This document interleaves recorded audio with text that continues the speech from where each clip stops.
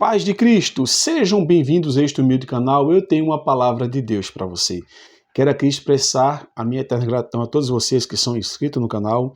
Deixem o seu like, compartilhem, deixem suas críticas, suas dúvidas e suas sugestões. Muito obrigado por toda a vossa interação aqui no canal. O tema de hoje é um tema muito importante. Eu estava assistindo um vídeo de um certo exegeta muito famoso aí no meio das redes sociais e ele falou e afirmou no seu vídeo que Jesus mentiu, dado a interpretação que ele teve ao ler Mateus 18, 29. Então o tema do vídeo de hoje é o seguinte: Jesus mentiu? Veja que diz Mateus 19, 28. Mateus capítulo 19, versículo 28 está escrito: E Jesus disse-lhes: Em verdade vos digo que vós, que me seguistes, quando na regeneração o Filho do Homem se assentar no trono da sua glória, também vos assentareis sobre 12 tronos para julgar as 12 tribos de Israel. Então, lendo esse texto, ele afirmou que o Senhor Jesus Cristo, ao prometer os 12 tronos, essa promessa seria inválida porque Judas o traiu e posteriormente Judas se suicida. Como todos nós que conhecemos as Sagradas Escrituras sabemos que em Mateus 27:5 diz que Judas se suicidou, se matou. Vamos ler esse texto? Mateus capítulo 27, versículo 5, está escrito: E ele, atirando-se para o templo as moedas de prata, retirou-se e foi enforcar-se. Então Judas traiu o Senhor, se suicidou. Então não são mais 12 apóstolos, e sim 11. Então essa profecia não está correta, pois Jesus mentiu. Pois ele também fala que se Jesus, tendo o atributo da onisciência, ele não sabia que Judas ia o trair, e ele questiona se de fato Jesus era ou não onisciente. E quando chegamos em João capítulo 6, versículo 64, observamos sim a onisciência do Senhor Jesus, um dos atributos que o Senhor Jesus tem. João capítulo 6, verso 64. Mas há algum de vós que não creram, porque bem sabia Jesus desde o princípio, guarda essa palavra, quem eram os que não criam e quem era o que eu havia de entregar. Então Jesus Cristo sabia desde o princípio, por ser onisciente.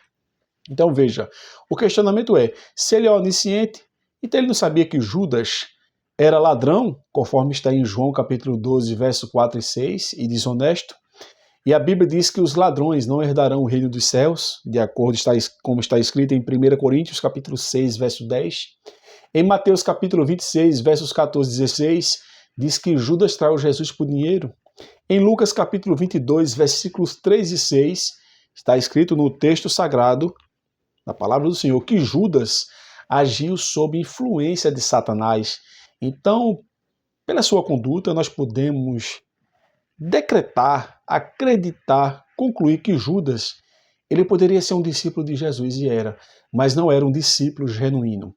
Então vem um questionamento ao qual o exegeta fez e que muitas pessoas fazem. O que seria um exegeta? Aquele que tem uma formação na área da exegese, que é a ciência da interpretação do texto. Não estou dizendo que todos os exegetas fazem interpretações erradas, não estou dizendo isso, mas tem pessoas que são equivocadas, irmãos.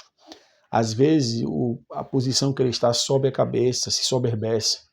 E a Bíblia diz que a soberba precede a ruína e a altivez de espírito a queda. Então tome cuidado com a soberba, que sejamos todos nós humildes. Então, por que Jesus escolheu Judas, mesmo sabendo que ele iria lhe trair? Esse é um dos argumentos que ele usa para invalidar essa profecia, a qual está em Mateus 18, 19, só quero dizer 18, perdão.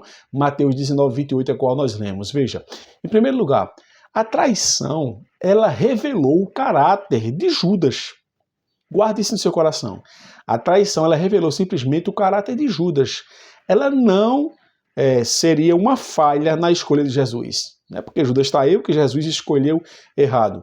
Em Mateus capítulo 27, versículo 3 e 5, Mateus capítulo 27, versos 3 e 5, observamos que diz o texto sagrado que Judas devolveu o dinheiro. Ou seja, dá-se a entender que ele estava com remorso, demonstrando que ele tomou uma atitude de decisão pessoal.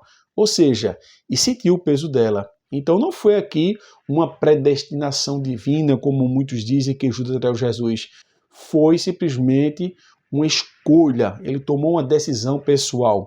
E o interessante é que essa traição e a sua morte, como o exegeta fala, porque se eu não cito o nome dele, hein? Muitas pessoas podem perguntar, não, irmãos, não vamos citar o nome de pessoas aqui para não dar ibope a esse tipo de gente, nem tampouco nos complicarmos. Como diz o Matuto, vamos falar a reza sem falar o nome do santo, né? Tem um ditado que diz assim. Então veja, a traição de Judas e sua morte posteriormente não anula a promessa. Muitos dizem anula, não anula. Vamos para a Bíblia. A Bíblia responde todas as nossas perguntas, irmãos. As pessoas não leem a Bíblia, não consultam o que diz os textos sagrados e por isso cometem equívocos. Por que a traição e a morte não anula a promessa? Dessa promessa de Mateus 19, 28. Veja, o texto que nós vamos ler, Atos, capítulo 1, versos 20 e 25. Atos dos Apóstolos, capítulo 1, versos 20 e depois 25. Porque no livro de Salmos está escrito: fique deserta a sua habitação, e não haja quem nele habite, e tome outro seu bispado. Então isso é uma profecia. Aí no verso de número 25 está escrito: para que tome parte nesse ministério e apostolado de que Judas se desviou para ir para o seu próprio lugar. Então, amados irmãos, podemos observar aqui que houve uma substituição. E quem foi o substituto? Está no verso 26 de Atos, capítulo 1. E lançando-lhe sortes, caiu a sorte sobre Matias, e por voto comum foi contado com os 11 apóstolos. Ou seja, Matias foi o substituto do apóstolo Judas, e assim o colégio apostólico permaneceu com os 12 apóstolos. Alguns dizem que é o apóstolo Paulo, mas o apóstolo Paulo, irmãos, veio bem depois. Mas no colégio apostólico dos 12, Judas tinha se enforcado, morreu posteriormente, como sabemos, após cometer um enforcamento, e diz o texto sagrado aqui que Matias o substituiu. Então, o texto, também que nós lemos de Mateus 19, 28, refere-se para aqueles que seguiam o Senhor. Veja o que diz o texto de Mateus 19, 28. Jesus lhe disse: em verdade vos digo que vós que me seguistes, ou seja, então essa profecia aqui, esse texto, é uma promessa para aqueles que seguem ao Senhor. Jesus Cristo sabia na sua onisciência que Judas haveria traí-lo, mas veja que interessante. Nós podemos analisar nas páginas das Sagradas Escrituras, especialmente os Evangelhos, que o Senhor Jesus Cristo, em todo o tempo, demonstrou um amor muito profundo por Judas. Demonstrou um amor muito profundo, demonstrou um amor até o fim.